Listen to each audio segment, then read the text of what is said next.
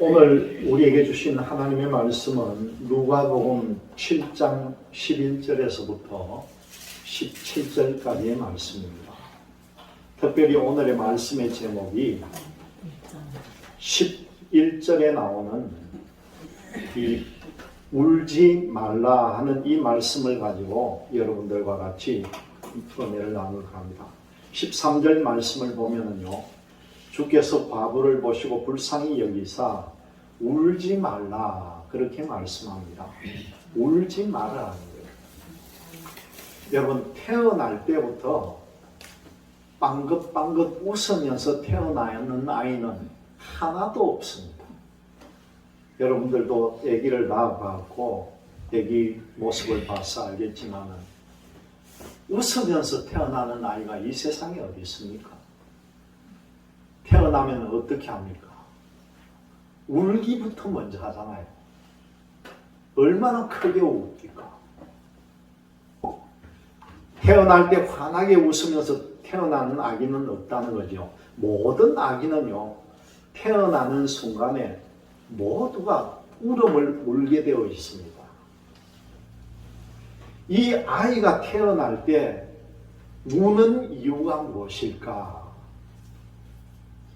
그것을 재미있게 표현하는 사람들이 있습니다. 애가 태어나면서 왜 우는가? 유명한 작가였던 그 셰익스피어는요, 바보들의 세상에 강제로 떠밀려서 나오는 것이 서러워서 운다고 합니다. 네? 이 바보 같은 세상에 내가 강제로 떠밀려서 이 세상에 나오는 게 얼마나 서러운지 운다는 거예요. 그리고 우리나라의 연암 박지원 같은 이 조선시대에 살았던 분은요, 막히고 답답하고 캄캄한 어머니의 뱃속에서 갑자기 넓고 환한 밝은 빛을 보면서 후련한 곳으로 터져 나왔을 때에 어찌 소리를 지르지 않고 견딜 수가 있겠느냐. 그래서 그 절규하는 것이 울음이다. 그렇게 표현을 합니다. 그리고 이제는 돌아가셨지만은 우리에게 많은 웃음을 주었던 황수관 박사는요, 우는 이유를 두 가지를 말하는데요. 그것이 뭐냐고 하면은, 하나는 아기가 숨을 쉬기 위해서 운다는 겁니다. 그리고 또 하나는 뭐냐고 하면은, 그 아픈 산모의 고통, 그 낳아주는 어머니의 고통도 이 아이가 같이 느껴져서 아파서 운다는 거예요. 좀 이해가 가죠? 그런데 어떤 철학자는 어떻게 말하느냐 하면요, 이 세상에 태어나가지고 인생의 짐을 지고 갈 생각을 하니까 얼마나 기가 막힌지 아이가 그래 태어나면서 운다는 거예요. 여러분, 누구에게나 짐은 다 있게 마련입니다. 짐이 없이 사는 사람은요, 누구도 없습니다. 사람은 누구나 이 세상에 태어나서 저마다의 힘든 짐을 지고 가다가 세상을 마칩니다. 인생 자체가 짐이라는 거예요. 여러분, 이 모세에게도요, 짐이 있었다는 겁니다. 민수기 11장에 나오는 그 내용을 보면은 그 짐 때문에 모세는 엄청 힘들어 했다는 거죠. 그래서 뭐라고 외칩니까? 하나님, 어찌하여 이 종을 이렇게 괴롭힙니까? 그런 고백을 합니다. 하나님, 어찌해서 이 모든 백성을 내게 맡기셔가지고 내가 그 짐을 지게 하셨습니까? 하나님, 내가 이 사람들을 다 내가 낳았습니까? 그렇게 모세가 하나님께 대드는 모습이 나옵니다. 어찌해서 나더러 이 모든 사람들을 다 품고 가라고 하십니까? 이 짐이 너무 무거워서 나 혼자서는 이 백성을 책임질 수가 없습니다. 차라리 하나님, 나를 죽여주세요. 모세가 얼마나 괴로우면요, 그런 고백을 하나님께 하겠습니까? 모세만 그런 줄 압니까? 다윗은 또 어떻습니까? 이 다윗에게도요, 짐이 있었다는 거예요. 이 다윗도 그 무거운 인생의 짐 때문에 정말 많이 울었던 사람입니다. 이 시편의 내용도 보면은 다윗이 참 많은 시편을 지었는데 그 내용 가운데도 보면은 우는 장면이 군데군데 나옵니다. 여러분, 우리가 잘 아는 사도 바울에게 짐이 없었습니까? 이 사도 바울도 그 짐 때문에 괴로워했습니다. 고린도후서 12장 7절을 보면은요, 사도 바울이 고백하기를 내 육체의 가시 곧 사단의 사자를 주셨으니 이는 나를 쳐서 너무 자만하지 않게 하려 하심이니라. 그런 말씀이 나옵니다. 이 사도 바울의 육신의 모든 아픔과 고통, 이 짐을 통해서 사도 바울은 더욱더 하나님께 낮아지는 삶을 살았다는 것을 알 수가 있습니다. 우리가 참 많이 부르는 찬송 중에 337장을 보면은요, 내 모든 시험 무거운 짐을, 그런 찬송이 있습니다. 이 찬송시를 지은 목사님이 엘리사 호프만이라는 목사님인데 그 찬송 가사를 적은 원인이 있었다는 거예요. 어느 날 한 여자 성도가 목사님을 찾아왔습니다. 그리고는 다짜고짜로 이 호프만 목사님을 보다만은 슬피 울기 시작하더라는 거예요. 그래서 그 여자 성도를 달래면서 목사님이 간절하게 기도를 하고는요, 그 성도에게 마태복음 11장 28절의 말씀을 읽어주었다는 겁니다. 너무나 잘 아는 말씀이죠. 수고하고 무거운 짐진 자들아 다 내게로 오라. 내가 너희를 쉬게 하리라. 그 대목을 그 여성도에게 들려주었더니만은 그 여인이 그렇게 간절하게 울고 있던 그 울부짖음을 그래도 그치지를 않더라는 겁니다. 한참 그 모습을 지켜보던 이 호프만 목사가 그 여인에게 다시 이렇게 말합니다. 모든 슬픔을 예수님께 다 말씀을 드려야 합니다. 예수님께 말씀을 드리는 것 외에는 다른 방법이 없습니다. 그렇게 전했다는 거예요.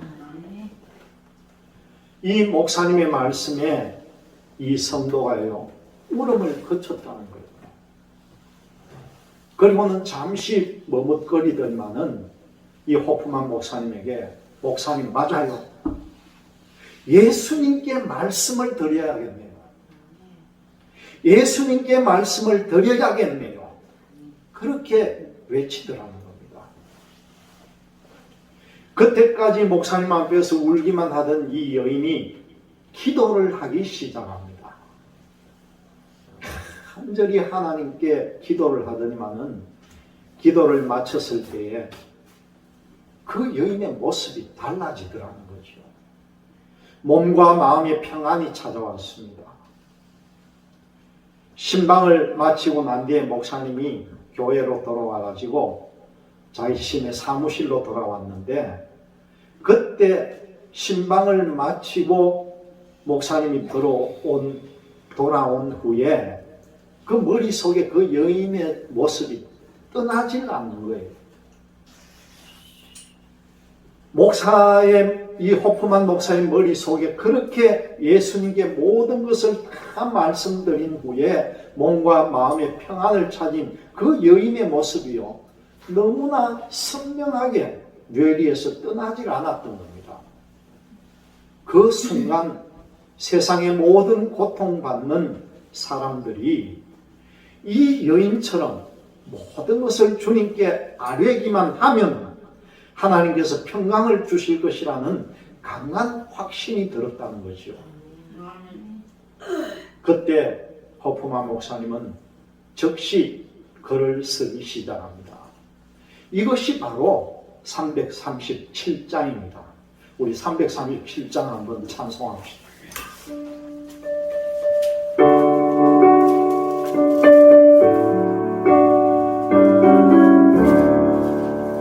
내 모든 시험 무거운 짐 주 예수 앞에 아뢰이며 근심에 쌓인 마음으로서 내 심 모두 만드시네. 무거운 짐을 나 홀로 지고 견디다 못해 쓰러질 때 불쌍히 여겨 구원해 주니 은혜의 주님 오직 예수. 내 모든 괴로움 당치는 날과 주 예수 앞에 아뢰이며 주께서 친히 날 구해 주사 내보신 사랑 베푸시네. 무거운 짐을 나 홀로 지고 견디다 못해 쓰러질 때 불쌍히 여겨 구원해 주니 은혜의 주님 오직 예수. 내 짐이 점점 무거워지네. 주 예수 앞에 아뢰며 주께서 친히 날 구해 주사 내 대신 짐을 져주시네. 무거운 짐을 나 홀로 지고 견디다 못해 쓰러질 때 불쌍히 여겨 구원해 주니 은혜의 주님 오직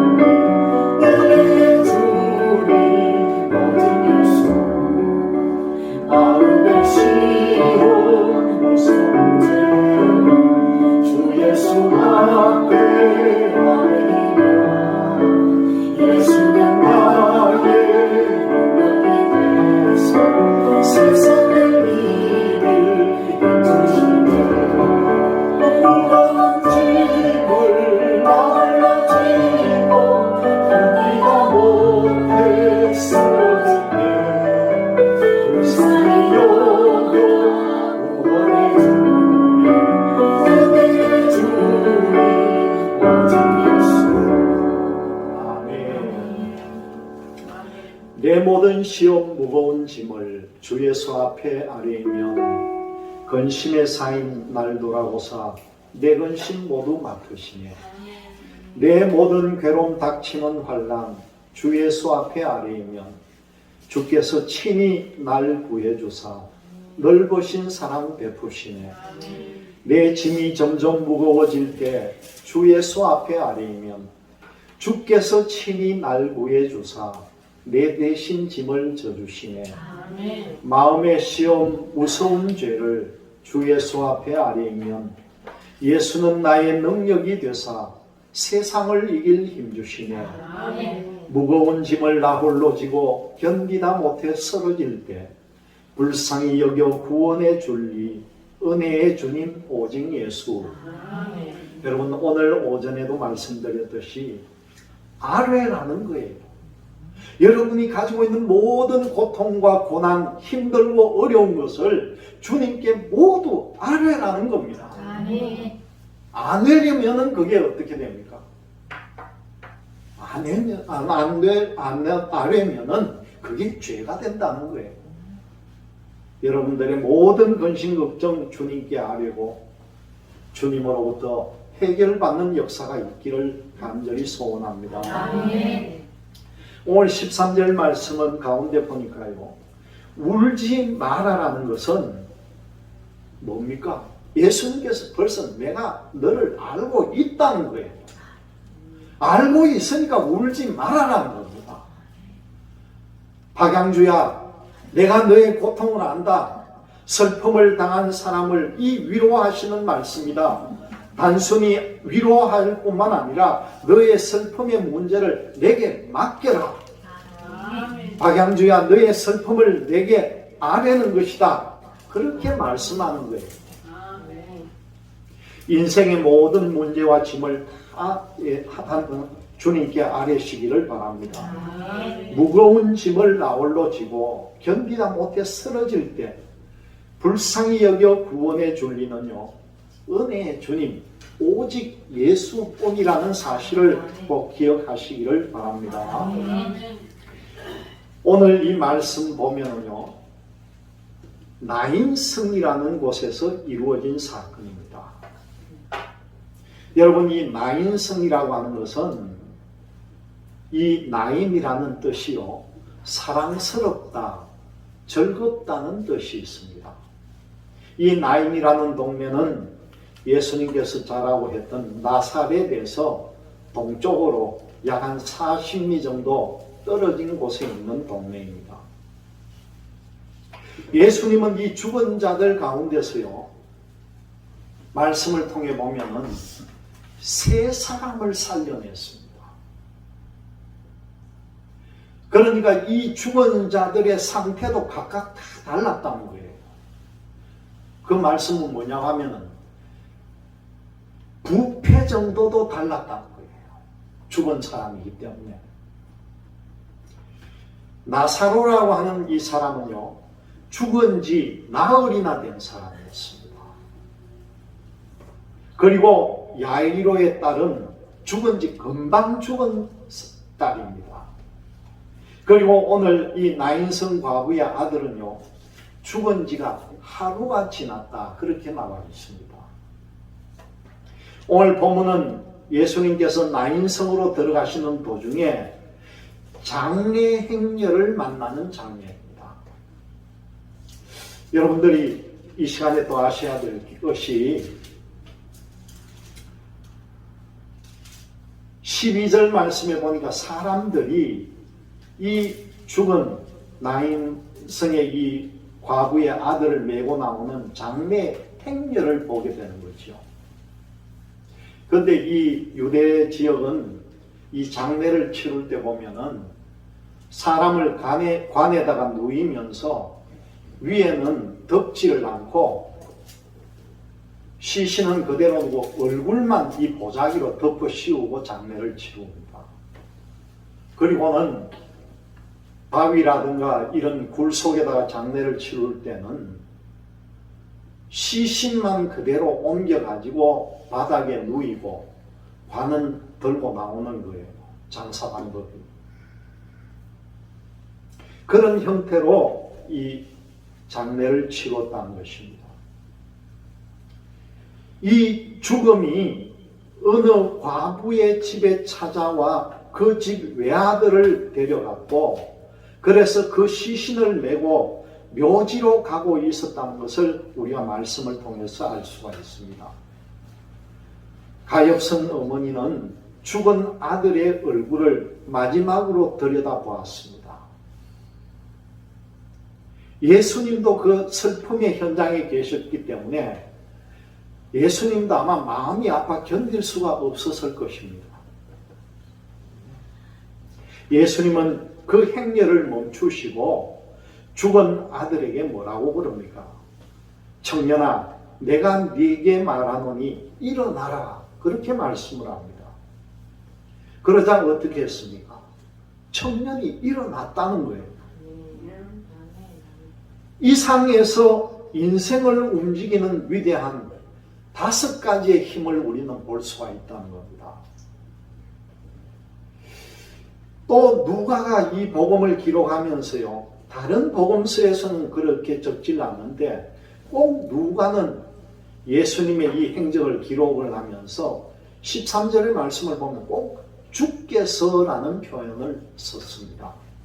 이 참 독특한 표현이에요. 다른 성경에는 주께서라는 표현이 안 나옵니다.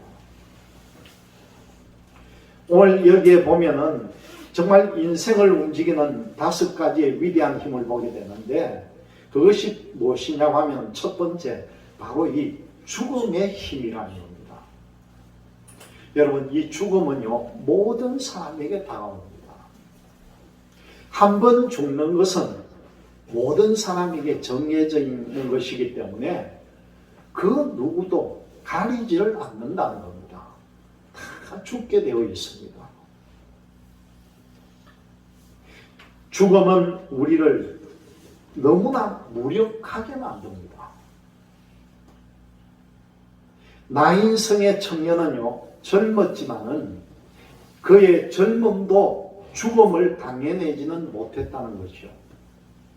죽음이라는 것은 모든 사람에게 찾아오는 거대한 힘이기 때문에 우리는 그것을 인정을 해야 하고 우리 모두는 그 죽음을 항상 준비를 해야 한다는 겁니다.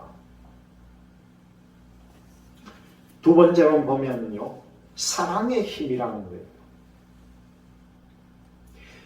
앞서도 말씀드렸지만 이 나인이라는 말은 사랑스럽다, 즐겁다 그런 뜻인데 나인성이라는 것은 사랑스럽다는 그 자체입니다. 그런데 이 과부는요, 외아들을 사랑했기 때문에 그 하나뿐인 아들을 잃었을 때 얼마나 슬펐겠습니까? 하나님도 세상을 사랑하셨기 때문에 그 독생자 예수 그리스도를 이 땅에 보내주셨다는 거죠. 성경에는요, 고린도전서 13장 13절의 말씀이 뭡니까? 믿음, 소망, 사랑, 그 중에 제일은 사랑이라고 합니다. 여러분, 천국에 가면은요, 믿음과 소망도 결실을 거둠으로써 사라진다는 겁니다. 그런데 다른 것들은 믿음과 소망 다 사라지더라도요, 사랑만큼은 영원히 그대로 남아있다는 거예요.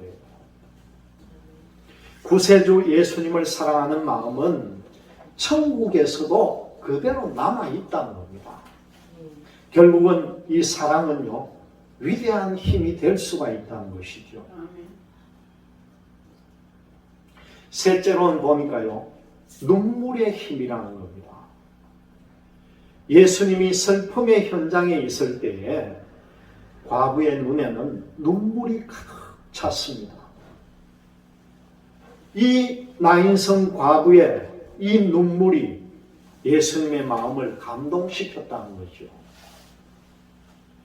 예수님께서는 그 나사로의 무덤 앞에서도 울었고요. 또 예루살렘 성을 보고도 우셨고, 또 겟세마네 동산에서도 주님은 눈물로 기도를 했습니다. 눈물은 감동이 있기 때문에 구령의 능력이 있다는 거예요. 눈물을 흘리며 씨를 뿌리는 자는 기쁨으로 단을 거두리로다. 울며 씨를 뿌리러 나가는 자는 반드시 기쁨으로 그 곡식단을 가지고 돌아오리로다. 우리 시편의 그 내용을 잘 알고 있습니다. 이처럼 눈물에는요, 힘이 있다는 사실입니다. 네 번째로 보니까요, 기도의 힘이라는 거예요.